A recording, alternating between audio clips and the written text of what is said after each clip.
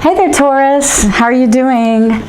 I'm LJ, and you found LJ's Thriving Energy. If you are subscribers already, thank you so much for your patience. I've been kind of on a spiritual hiatus, so to speak, trying to figure out what I wanted to do, how I wanted to do it, if I wanted to do it. So I'm getting rid of the old and starting with the new, and I hope you enjoy this. What I'm going to do is just pick from 2 decks, 1 card each, and this is going to be for this week. I'm not going to timestamp it. If you're watching this video, then you are meant to watch this video at this time and place. So the first card I'm going to pull is from Cheryl Richardson. She's got a great deck of cards, or they're 52 cards, all about self-care. And I always promote self-care because you got to look out for number 1. Right, Mom? My mom always told me that. So anyway, self-care is what I'm going to pull from first. We'll do 1 card. And then what I'm going to do is, I've got this deck. It's so beautiful. It's the Osho Zen Tarot. And it has got the most in-depth cards and meanings. And I'm going to read from the book because I want you to get everything you can from this 1 card that we're going to pull for this week, because it's so important. And these cards, oh my gosh, I'm just blown away every time I pull one. So let's see what we can do here. Let's pull from the self-care deck first. All right, angels, this is for Taurus.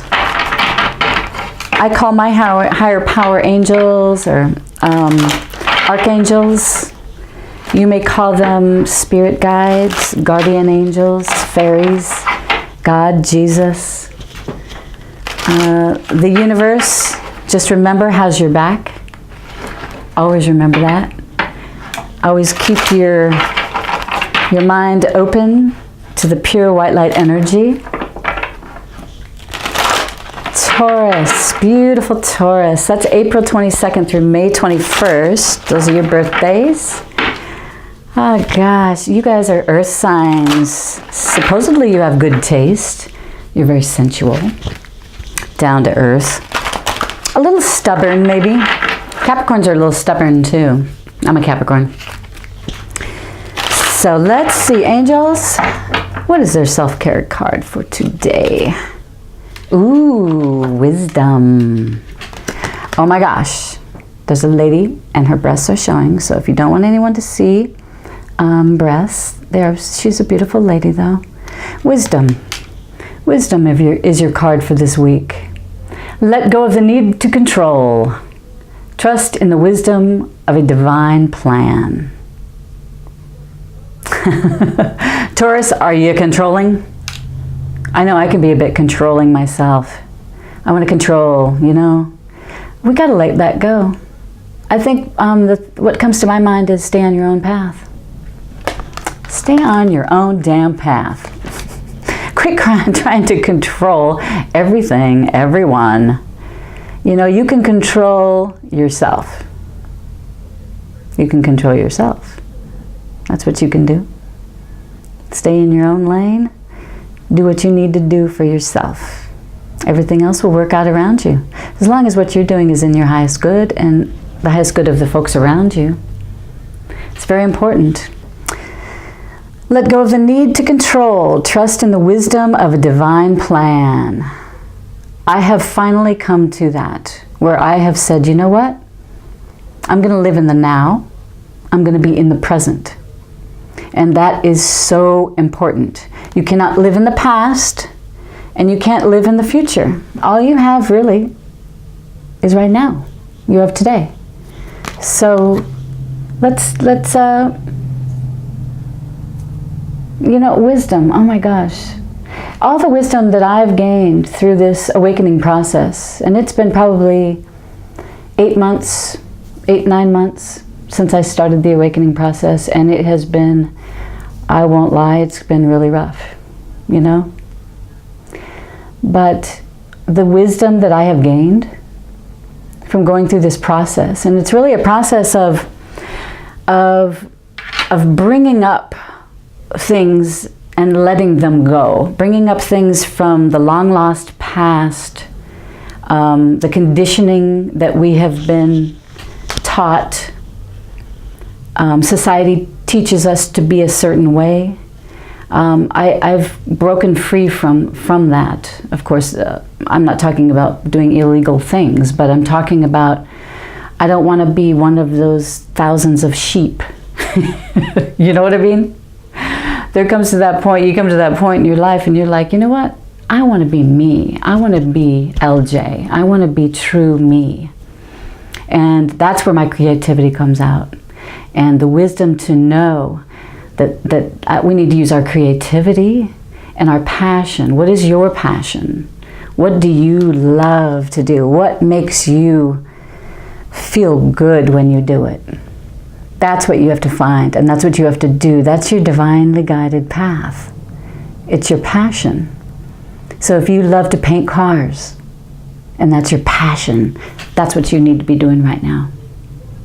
If you love to do, I was just watching a show with my daughter where they're doing body art. And oh my gosh, the passion I felt when I was watching this, because I love art. I love painting. I love making jewelry. So it's really you. You've got to find your wisdom. You've got to find the wisdom in you, your higher power, to figure out what your passion is. If you're in a dead-end job and you hate it, but it's paying some bills, well, start working on your passion and start moving your daily life into your passion. Because I tell you what, when you let go of the things that you don't love, you don't like, they're holding you down.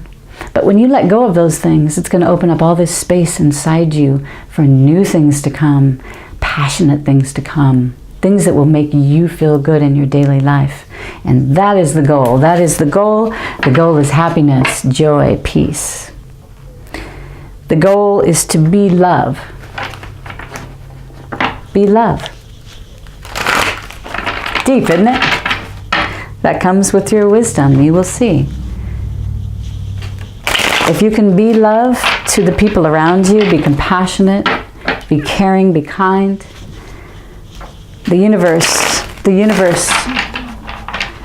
will treat you in kind as well. The universe will come to you and treat you well, shower you with abundance. If you're serving others, helping others,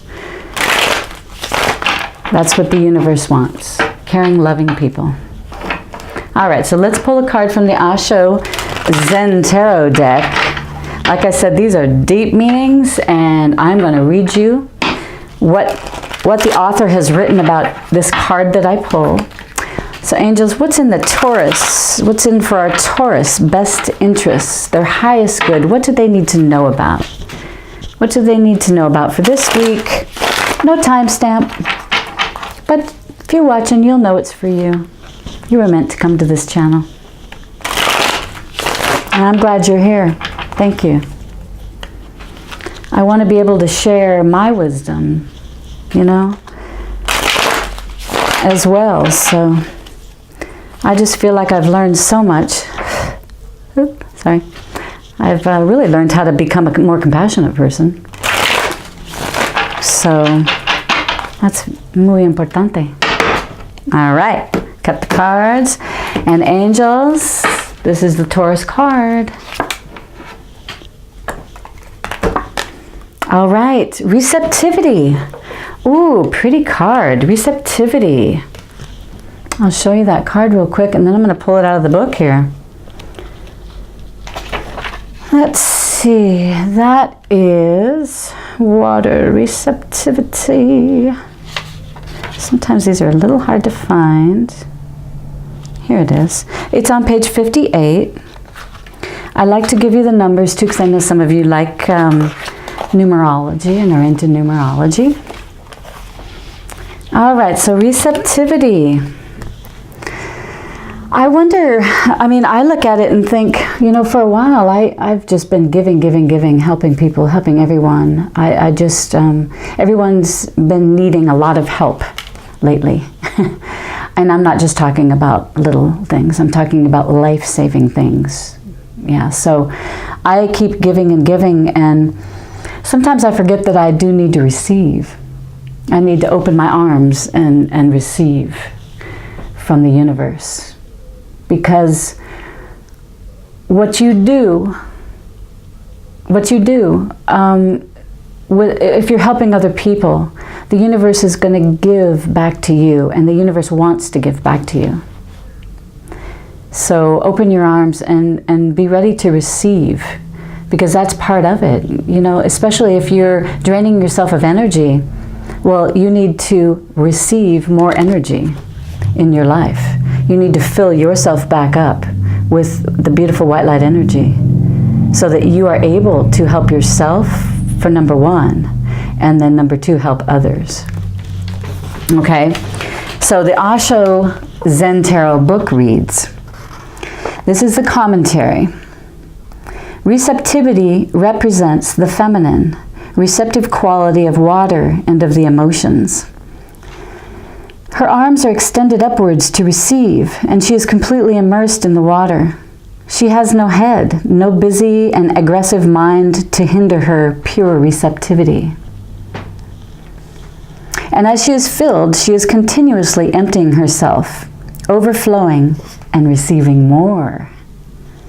The lotus pattern or matrix that emerges from her represents the perfect harmony of the universe that becomes apparent when we are in tune with it. The Queen of Water brings a time of unboundedness and gratitude for whatever life brings, without any expectations or demands. Neither duty or thought or merit or reward are important. Sensitivity, intuition, and compassion are the qualities that shine forth now. Nice. Dissolving all the obstacles that keep us separate from each other and from the whole. So this is the Queen of Water, mastery of emotions. That's what this card is all about. Receptivity. Listening is one of the basic secrets of entering into the temple of God. Listening means passivity. Listening means forgetting yourself completely. Only then can you listen. When you listen attentively to somebody, you forget yourself. If you cannot forget yourself, you never listen. You may nod your head, you may sometimes say yes and no, but you're not listening. I've done that too. I've just been sitting there, and my mind is going through a million things, a million thoughts, and I'm really not listening. But the person's talking, and I'm like, oh yeah, I understand, but I don't know what if they asked me what the hell they said, I would not know. I really wouldn't. So when you listen, you become just a passage, a passivity, a receptivity, a womb.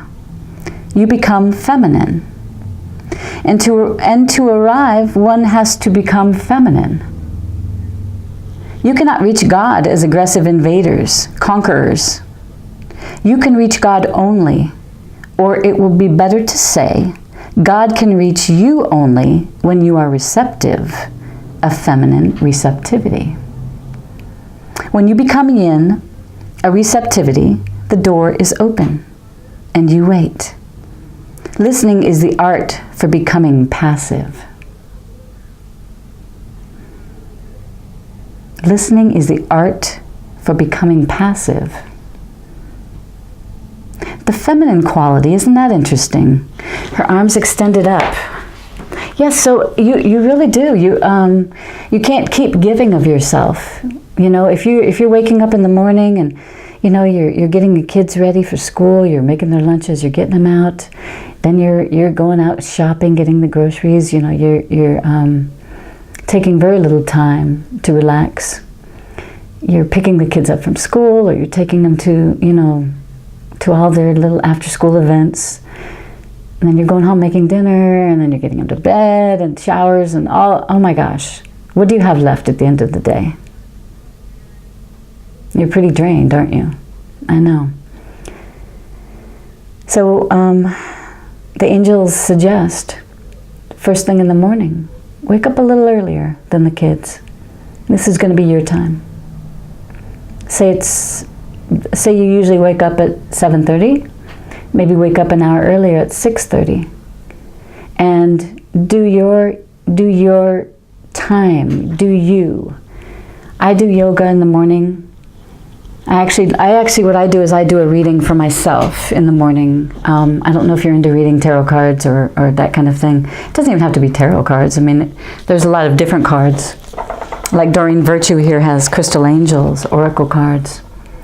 And then I've got, a bunch of, I have so many decks of cards, it's amazing. But if you do that, it's kind of great to see what's going to happen if you do one daily for that day. Because when you are forearmed with what could happen, then you could always change your path a little bit if it's something that may be a little bit negative. You could change your path and kind of go around that negativity, not to avoid challenges at all, but to just to know that you know what's coming, perhaps, and maybe you can make it, give it a different ending. Okay, so it's interesting to, if you do read cards, do a daily read in the morning. You can do that real quick. You could even pull 1 or 2 cards in the morning. Like these self-care cards, You could pull one of these every morning, and that would give you your self-care for what you might want to do today to help yourself, because you're very important. So after I do yoga, I do meditation as well. Meditation is extremely important. Typically when you pray to your God or the universe or whomever, whatever you call your higher God, when you pray, that's the time that you're asking for help. Now when you meditate, that's when you get your answers for your prayers. So that's why it's extremely important also to meditate so you can get those answers, you can ask for the answers, and also so that you can quiet your mind. Because I tell you what, we go through life every day, and we get on our phones, we go through, I do it, I go through these tarot readings, I watch sometimes a dozen a day, but we need to quiet our minds. We need to really start thinking, what's really important? Do I really need to do all that? What's the first thing that's important for me? Maybe write down a couple of goals that you can do every day for, something new every day. What's your next goal? Write it down and do everything you can to get that goal accomplished for that day. Because I tell you what, at the end of the day, it's going to make you feel really good that you've accomplished that goal. Maybe 2 goals. But always look out for number 1, because you are very important, okay? And receptivity is a huge part of this world, because I know you give a lot, and that's so beautiful. And I tell you what, the universe pays you back tenfold for giving. If you can help with charity, give your time, money, it doesn't matter, just give. And the universe will pay you back in kind. So, beautiful. Well, if you'd like this reading, just push like. I'd sure appreciate it. And like I said, no timestamp. If you're watching it, this is your time to see this, and you must have needed this message. So, receptivity. You've got to be able to receive. If someone wants to give to you, accept and say thank you. Be grateful. Be grateful for all the abundance you have already around you. Be grateful for the abundance inside yourself, because that's important as well. All right? Well, thank you so much for watching today, and I hope you have a wonderful week, and I will see you soon. Thanks again. Bye.